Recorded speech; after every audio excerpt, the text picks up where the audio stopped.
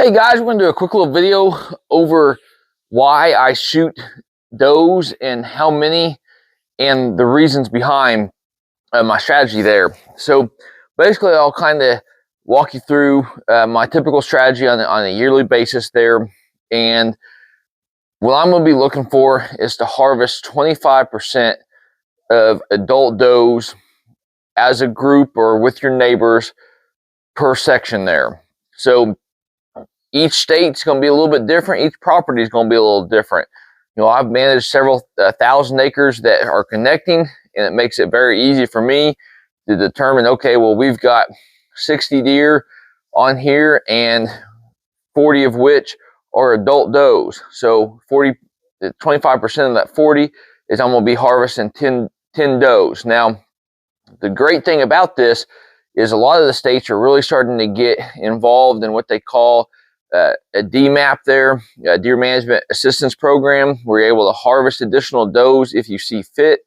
But you've also got the other side of this is EHD and CWD like diseases. So if you have a CW or EHD year and they come in there and that disease comes in there and wipes out a bunch of your does and your deer in general, you really need to start thinking about this. And what helps me and what I've started doing the last probably 7-8 years now is I'll actually get my deer count number in that September time period. So basically what that allows me to do is say, okay, well, I've got this many deer on the pieces of property there that we're going to be hunting, and typically that's going to be after any kind of EHD kill off takes place during those summer months.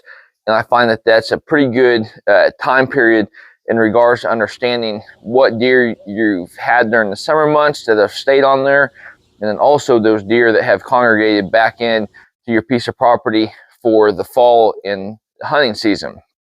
So, you know, again, what I'm looking for is to harvest 25% of the adult does per section there, not per property, but per section there. So if you got to work with your neighbors there and really kind of talk and communicate back and forth, and you know, there may be 100 deer on that section there, and that's a mile by mile, 640 acres. And again, do that calculation where you get a good estimated count of your doe population, take that times 0.25, and that should allow you to tell you how many does you really need to be harvesting off there. Now, I've seen some studies and some other hunters out there that are saying all the way up to 33%. I kind of weigh on a little bit of the caution of that, because I don't want to over harvest by no means.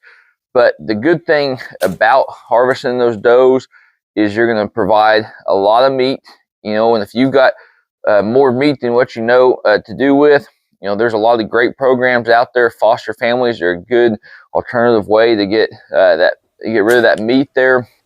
And then kind of talking about the overall herd health of things. So your bucks are going to feel a lot less stress when there's not that many deer around. So, you know, especially your big mature bucks. So if you've got a doe heavy piece of property and you're not seeing a whole lot of bucks there, especially core deer, that's probably going to be the reason why.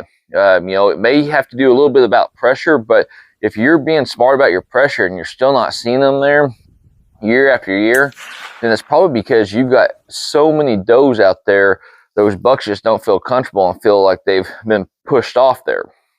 By harvesting those does, you know, your overall herd health is going to be a lot better off there. So, you know, you're either going to harvest these deer or they're going to die one way or another, disease or just longevity of life. So I'd much rather, you know, be able to use these does to provide meat for not only our families, but other families that may need that or donate it towards a program if that's available for you guys. But the other couple things you really need to keep in mind on is when you start planning your your summer food plots there, your spring summer food plots, you're going to make a lot more does or create more does, doe family groups feel very comfortable on that piece of property. So you may be pulling in a lot more deer in that summer months there, and then once that summer you know, all that vegetation starts getting killed off there, or those deer start dispersing into their fall ranges there, you may have to, you know, really watch those numbers there. And that's why, again, I try to keep that count held right around that September, you know, that September month time period to get a good, honest, you know, number there where we can definitely move forward with harvesting. And then the other one's going to be for your fall food plots there.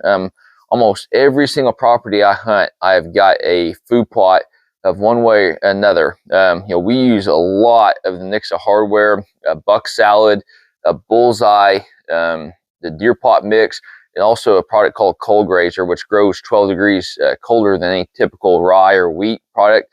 And those deer hammer all of those. Good variety of food plots if you guys are looking into it. But with those fall food plots, you're going to bring in a lot more deer because they're typically a lot of your pieces of property around you may not have a lot of those food plots there or agriculture fields. So if you got the one solid food plot or solid food plots, then you're going to bring in a lot more deer. So kind of keep that in mind. When you start harvesting does, chances are it's going to be kind of an uneasy feeling there, but just kind of, you know, trial and error. So if you come up with the number of 10 and you only shoot 8 because you just didn't feel comfortable shooting those other 2, that's okay. But just kind of learn from year after year after year, and you'll start figuring out, hey, I can buy into this number and I feel comfortable. I shot those 10 deer last year. You know, I feel like my bucks are staying on that core area there, and they're safe. They feel safe, and I think you'll find that to be a pretty good game plan there. So hopefully you guys enjoyed the video. Like always, hopefully you guys are getting out there in nature. The best luck on your upcoming hunt.